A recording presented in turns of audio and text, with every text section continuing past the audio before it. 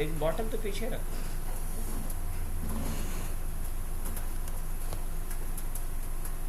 Sir bracket close करने के बाद कॉलन लगाएगा। हाँ यहाँ पे, हाँ इसलिए क्योंकि ये हाँ लगाना ज़रूरी है क्योंकि इसका ब्लॉक है। ये क्या है?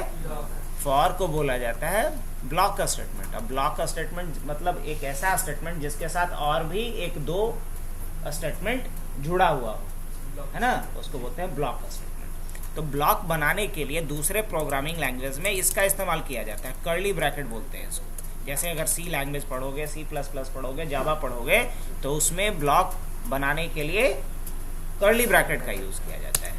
पाइथन में ब्लॉक बनाने के लिए कोलोन का यूज़ किया जाता है। इसलिए अगर कोलोन नहीं दोगे तो देखो कर्सर कहाँ रुक रहा है तुम्हारा, यहाँ, और जब कोलोन दे रहे हो तो कहाँ रुक रहा है? थोड़ा हट करके, मतलब 1 टैब के दूरी पे। तो ऐसा इसलिए क्योंकि ये इंडिकेट कर रहा है कि ये जो स्टेटमेंट आप यहाँ पे लिखोगे किसके ब्लॉक में माना जाएगा? इस फॉर के बॉडी के अंदर माना जाएगा, फॉर के ब्लॉक में माना जाएगा।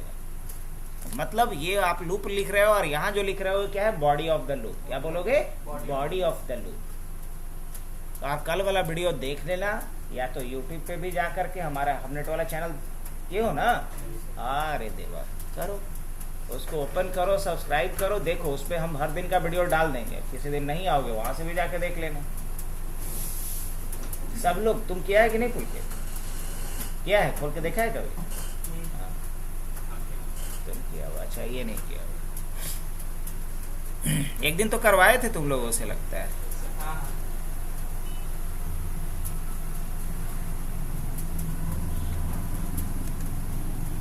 अभी ले लेना फॉर लूप वाला, कल जो पढ़ाए हैं बेसिक वो बहुत डीपली पढ़ाए हैं, डायग्राम वगैरह बना करके उसको देखना एक बार। अब यहाँ क्या लिखना है मुझे? For I in range 1 num+1, और यहाँ कोलोन क्यों दिए हैं? बिकॉज ब्लॉक बनाना है मुझे इसका, क्योंकि नेक्स्ट जो लाइन लिखना है मुझे, नेक्स्ट जो स्टेटमेंट लिखना है वो इसके बॉडी में लिखना है, जो इस पर डिपेंडेंट होगा। हाँ, फॉर पे। तो मुझे करना क्या है यहाँ पे?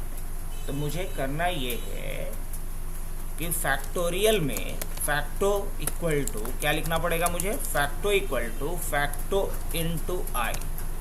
Facto equal to fact into I मतलब ये कि फैक्टोरियल में जो पहले से वैल्यू है, फैक्टोरियल में जो पहले से वैल्यू है जो क्या है? 1 है, और आई का वैल्यू पहली बार में क्या रहेगा? आई का वैल्यू पहली बार में क्या रहेगा? 1, बिकॉज आप ही तो बताए हो यहाँ पे। तो पहली बार में फैक्टो में क्या वैल्यू आ जाएगा? पहली बार में फैक्टो में भी वैल्यू क्या आ जाएगा? 1 इंटू 1 बराबर क्या हो जाएगा? 1, यही आएगा ना। अब अगली बार में आई का वैल्यू बढ़ करके क्या होगा? क्योंकि आपने किसी ने नंबर मान लो कि यहाँ पर रखा है 4, सपोज किसी ने नंबर क्या इनपुट करा है? 4। ऐसे लिखने का मतलब समझ रहे हो? किसी ने नंबर में वैल्यू क्या पुट किया है? 4। तो फर्स्ट टाइम में फैक्टो का वैल्यू क्या है? 1। फर्स्ट टाइम में फैक्टो का वैल्यू क्या है?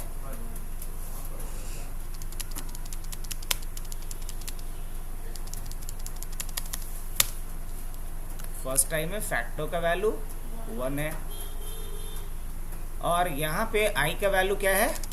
आई का वैल्यू भी 1 है। यहाँ फैक्टो का वैल्यू क्या होगा? फैक्टो का वैल्यू होगा 1 इंटू 1 मतलब 1। नेक्स्ट इटरेशन में क्या होना है? आई का वैल्यू इंक्रीज करेगा और आई का वैल्यू क्या हो जाएगा? आई का वैल्यू हो जाएगा 2। आई का वैल्यू क्या होगा?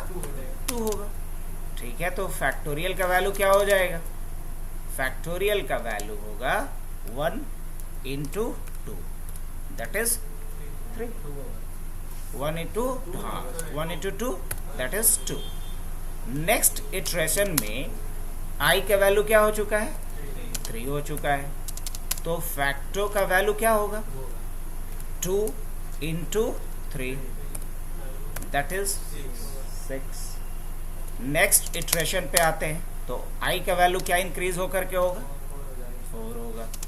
तो फैक्टो का वैल्यू क्या होगा? फैक्टो का वैल्यू क्या होगा? 6 इंटू 4 दैट इज 24। और हमने यहाँ पे नम का वैल्यू क्या पुट किया था? 4। तो नेक्स्ट इटरेशन में जब आई का वैल्यू 5 होगा तो ये चेक करेगा क्या 5 is less than 5, no, 5 is less than 5, no.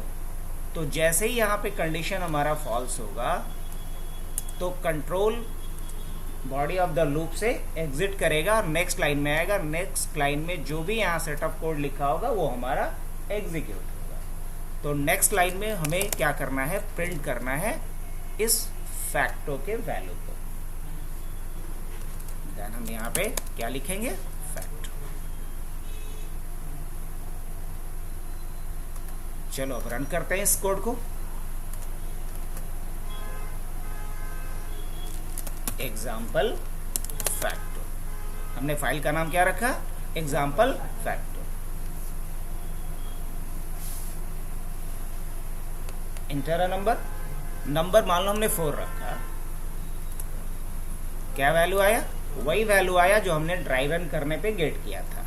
ऐसे करके हमने क्या किया था, प्रोग्राम को ड्राई रन किया था, है ना। ऑन पेपर जब हम अपने प्रोग्राम को रन करते हैं और उसका आउटपुट इवैल्यूएट करते हैं तो इसे क्या कहते हैं, ड्राई रन करते हैं। तो जो हमने ड्राई रन करके रिजल्ट ऑप्ट किया था, सेम रिजल्ट मुझे मिला जब हम इस प्रोग्राम को रन किए। अगर हमने 4 वैल्यू रखा 24, अगर मैं 5 रखता हूँ नम का वैल्यू तो क्या आएगा 120, क्या आएगा 120। अगर हम नम का वैल्यू 6 रखते हैं तो क्या आएगा 720 आना चाहिए, क्या आना चाहिए 720 आना चाहिए, सही है। तो अब बताओ कि क्या बिना लूप यूज करे ये पॉसिबल था, नहीं, क्योंकि मुझे तो इनिशियली ये पता ही नहीं है कि यूजर नम का वैल्यू क्या इनपुट करेगा। अब नम का वैल्यू जितना इनपुट करेगा यूजर, मुझे उतनी बार क्या करने होंगे, स्टेटमेंट को रिपीट करना पड़ेगा। तो खासतौर से जब इनिशियली हमें ये नहीं पता होता है कि किसी भी स्टेटमेंट को कितनी बार रिपीट करना है, इन दैट केस हमें इस प्रॉब्लम को सॉल्व करने के लिए किसका इस्तेमाल करना होगा, लूप का। चलो सेम प्रोग्राम को लिखो तुम लोग और देखो, रन टाइप करो। तो इस नंबर का यूनिट डिजिट अगर मुझे मिल जाए और उसे उस यूनिट डिजिट को पहले पोजीशन पे हम पुटअप कर ले तो 1 आ जाएगा। फिर नंबर को हम शॉर्ट कर ले 10th पोजीशन से तो मुझे नंबर क्या मिल जाएगा नेक्स्ट टाइम 32। अब अगर 32 का अगेन क्या निकाल लेता हूँ मैं, यूनिट डिजिट, और इस यूनिट डिजिट को फिर से मैं पुटअप कर लूँ तो 2 आ जाएगा। अगेन हम नंबर को 10th पोजीशन से शॉर्ट कर लें और फिर हम इसका यूनिट डिजिट निकाल लें तो क्या मिल जाएगा 3। तो देखो इसमें लॉजिक क्या होगा हमारा वो समझते हैं। सबसे पहले मुझे क्या करना है, यूनिट डिजिट फाइंड करना है। क्या करना है, फाइंड यूनिट डिजिट। और यूनिट डिजिट फाइंड करने के लिए क्या करना होगा, नंबर को मॉडुलो डिवीजन करना होगा 10 से। किसी भी नंबर को अगर हम 10 से मॉडुलो डिवीजन करेंगे तो हमें क्या मिल जाएगा, उसका यूनिट डिजिट मिल जाएगा। अब मान लो कि हम 3 to 1 का मॉडुलो डिवीजन 10 से करते हैं तो क्या रिमाइंडर बचेगा, रिमाइंडर 1 बचेगा और 1 ही तो मुझे चाहिए था। तो पहला स्टेप क्या है कि नंबर को 10 से क्या करना है, मॉडुलो डिवीजन, उससे क्या होगा, मुझे नंबर का यूनिट डिजिट मिल जाएगा। सेकंड फेज में क्या करना है, सेकंड फेज में रिवर्स फाइंड करना है। क्या करना है, रिवर्स फाइंड करने के लिए हमें एक फॉर्मूला यूज करना पड़ेगा। और रिवर्स का वैल्यू पहले कुछ रख लेता हूँ। रिवर्स का मान लो कि स्टार्टिंग वैल्यू मैं रख लेता हूँ कितना, 0। क्या रख लेता हूँ, 0। रिवर्स का स्टार्टिंग वैल्यू क्या रख लेता हूँ, 0 रख लेता हूँ।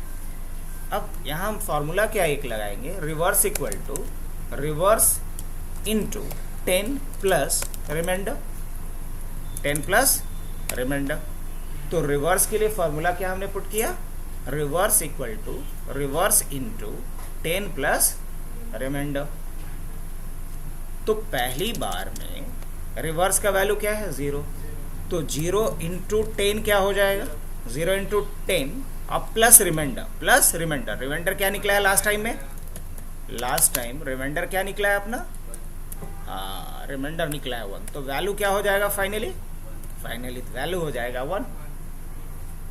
ओके, अब मुझे क्या करना है, नंबर को शॉर्ट करना है 10th पोजीशन। तो इसके लिए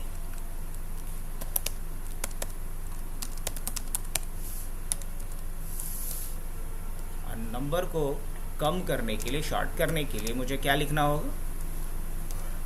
नंबर डिवाइडेड बाय व्हाट? 10।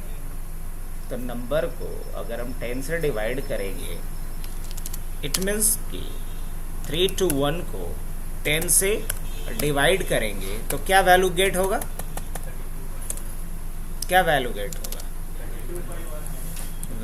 32.1 नहीं आएगा, क्योंकि इंटीजर डिवीजन कर रहा हूं मैं।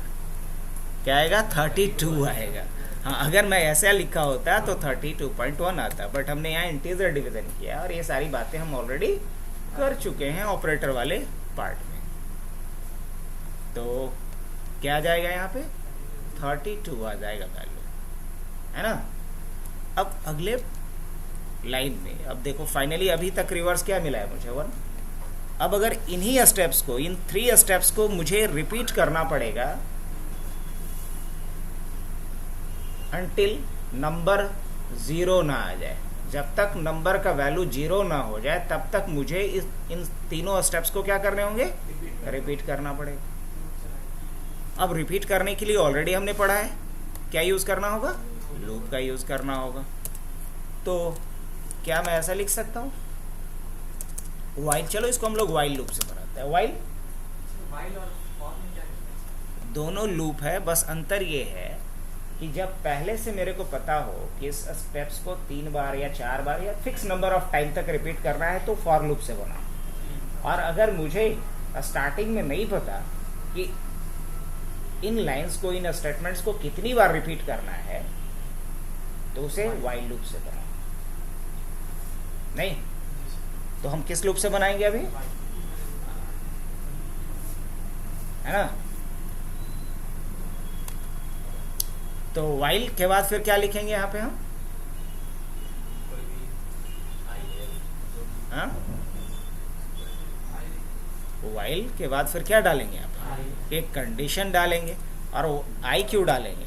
जब तक ये काम तब तक करो जब तक कि नंबर 0 से बड़ा हो। जब तक नंबर 0 से बड़ा हो तो हम क्या लिखेंगे? While num is greater than 0। While num is greater than 0 मतलब इन स्टेप्स को आपको कब तक रिपीट करना है? जब तक कि क्या है? नंबर 0 से बड़ा हो। तो पहली बार में मान लो कि नंबर का वैल्यू हमने क्या रखा है? नंबर का वैल्यू हमने रखा है 3 to 1। नंबर का वैल्यू 3 to 1 है। रिवर्स का वैल्यू पहली दफा ये चेक किया, क्या चेक किया ही? पहली दफा ये चेक किया 3 to 1 is greater than 0। True की फॉल्स? तो ऑब्वियसली क्या यहाँ आएगा? ट्रू आएगा। क्या आएगा? ट्रू आएगा। अगले इटरेशन में अगर आता है तो नेक्स्ट इटरेशन में नम का वैल्यू क्या हो चुका है? 32। तो अगेन क्या चेक होगा? जैसे हमने देखा था एक लूप का साइकिल क्या होता है कि अगर कंडीशन ट्रू होता है तो बॉडी ऑफ लूप में जो भी स्टेटमेंट लिखा होगा एग्जीक्यूट होगा, देन अगेन कंडीशन वेरीफाई होगा। तो अगेन जब कंडीशन वेरीफाई होगा तो क्या चेक होगा? Is 32 greater than 0? ट्रू या फॉल्स? No doubt true. 32 जो है किससे बड़ा है? 0 से बड़ा है। तो क्या बोलेंगे? Yes, 32 is greater than 0। True. जैसे ही कंडीशन ट्रू होगा तो कंट्रोल एंटर करेगा inside the body of the loop. तो inside body of the loop जब कंट्रोल एंटर करेगा तो यहां क्या वैल्यू होगा? क्या फॉर्मूला लगा हुआ है? नम मॉडुलस 10। तो नम का वैल्यू क्या हो चुका है? 32। मॉडुलस क्या करेंगे? 10। तो वैल्यू क्या हो जाएगा? वैल्यू क्या होगा? वैल्यू 2 हो जाएगा, क्योंकि यूनिट डिजिट फाइंड करेगा। तो क्या वैल्यू होगा? 2। वैल्यू क्या हो गया? 2।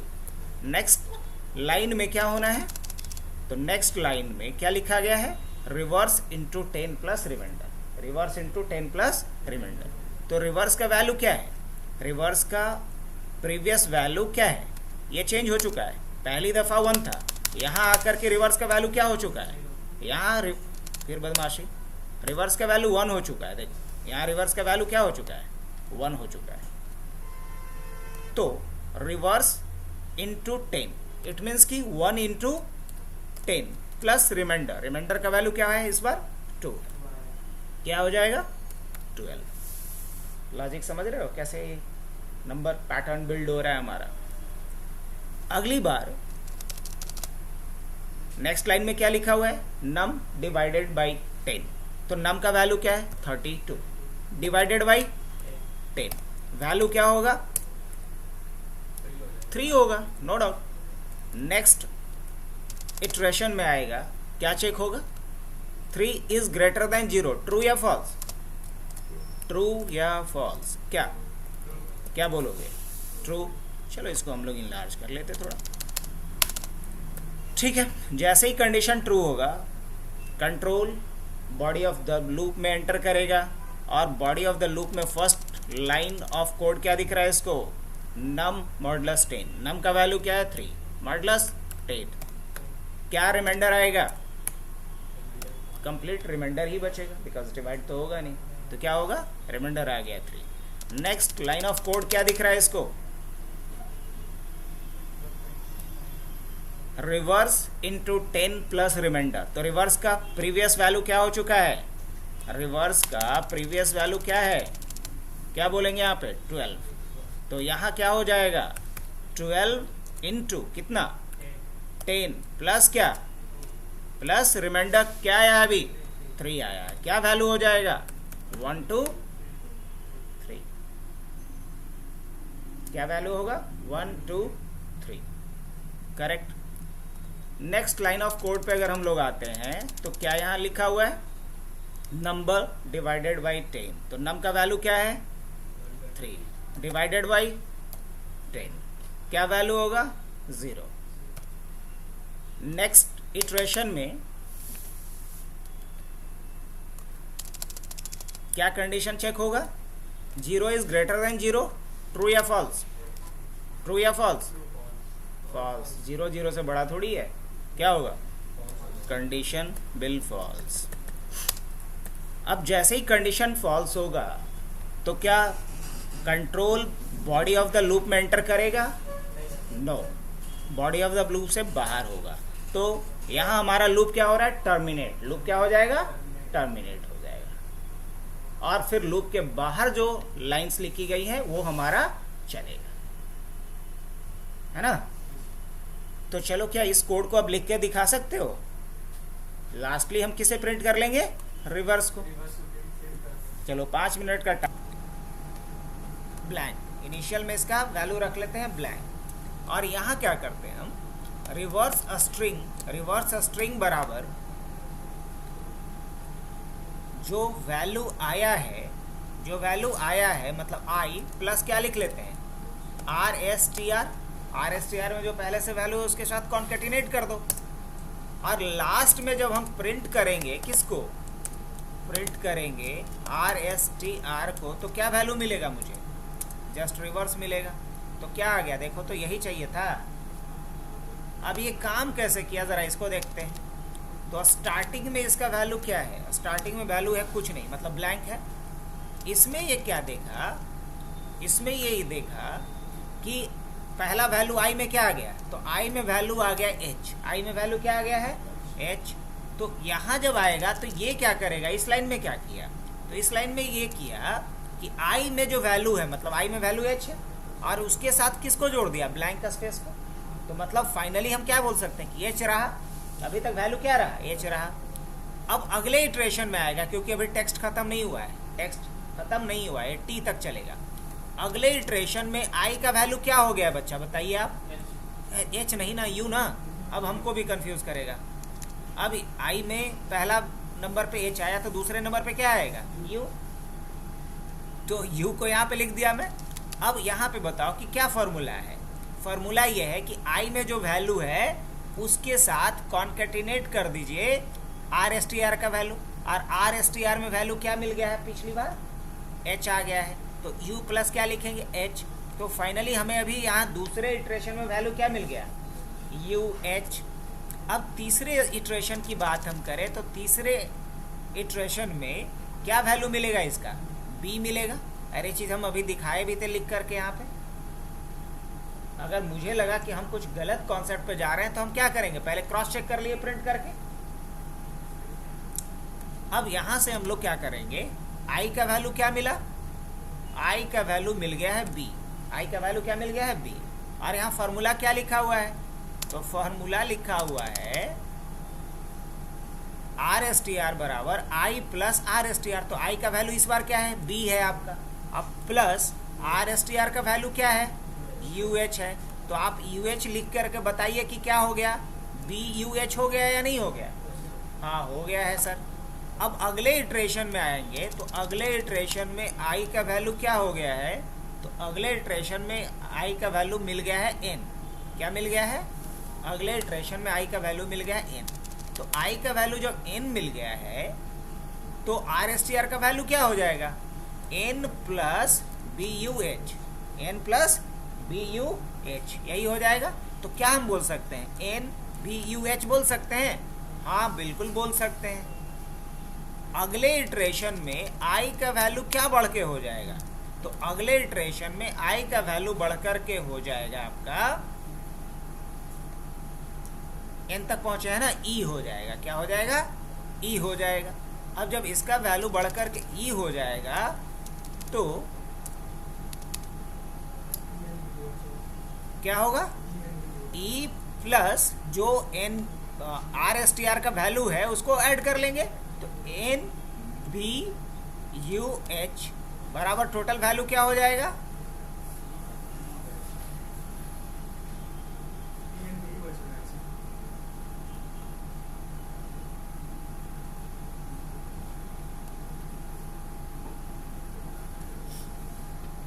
ई एन बी यू एच हो जाएगा, यही ना। इसके अगले इटरेशन में अगर हम आए तो क्या वैल्यू हो गया आई का, तो अगली बार में ये कैसे बढ़ रहा है समझ में आया इस बार। अब अगली बार में आई का वैल्यू क्या मिल जाएगा, टी मिल जाएगा। तो आई अगर यहाँ वैल्यू टी आ गया आपका तो फॉर्मूला क्या लिखा हुआ है आपका, लिखा हुआ I plus R S T R. तो आई का वैल्यू तो टी है और प्लस क्या हो गया, E N B U H, और बराबर क्या होगा, T E N B U H. समझ में आया कैसे बना। तो यही चीज़ है, लॉजिक अगर थोड़ा सा भटका तो फिर काम से गए। प्रोग्रामिंग तो यही है, अगर उलझ गए तो उलझ गए। हाँ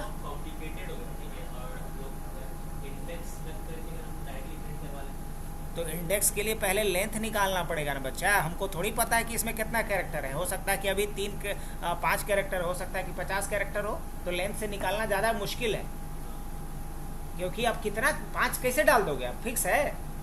और डायनेमिक अगर स्ट्रिंग रहेगा तो अरे ये डिसाइड कर लिए थे तब ना, अरे नहीं हम डिसाइड किया करेंगे, हटाओ। हमें डायनेमिक बनाना है इसको, एंटर स्ट्रिंग। अब क्या कहेंगे आप सरफराज खान बताइए, अब फिक्स है नहीं, इस बार स्ट्रिंग हम क्या डालते हैं, इस बार डालते हैं सरफराज। सरफराज क्या आ रहा है, हो सकता है कि अगली बार हम कुछ अलग डालें, अगली बार हम डालें सोमी, तो क्या आएगा IMOS। अगली बार हम फिक्स थोड़ी करके रखें, अगली बार हम मान लो कि डालते हैं क्या पुल कित, तो क्या आएगा, हो सकता है अगली बार हम क्या डालें आबिद। हम बस यही समझाना चाह रहे हैं कि लूप का कहाँ कहाँ इस्तेमाल पड़ेगा। लंबा जाएगा, ये शॉर्टकट हमने बताया है। लिमिटेड रहेगा, मतलब फिक्स पैटर्न का रहेगा, स्टैटिक टाइप का प्रोग्राम बनेगा। और ये क्या बन गया, डायनेमिक टाइप। अब समझ में आया आई और स्ट्रिंग। अगर एक एक वैल्यू उठाना है तो हम सीधा लिखेंगे फॉर आई इन, और उस वेरिएबल का नाम जिससे वैल्यू को एक एक कैरेक्टर उठाना है उसके लिए। और ये हर जगह काम करेगा। अगर कोई लिस्ट बनाए उसमें से एक एक एलिमेंट को उठाना है तो भी हम लिख सकते हैं फॉर आई इन और वैल्यू। तो आज के लिए इतना ही रखें। लो इसका ले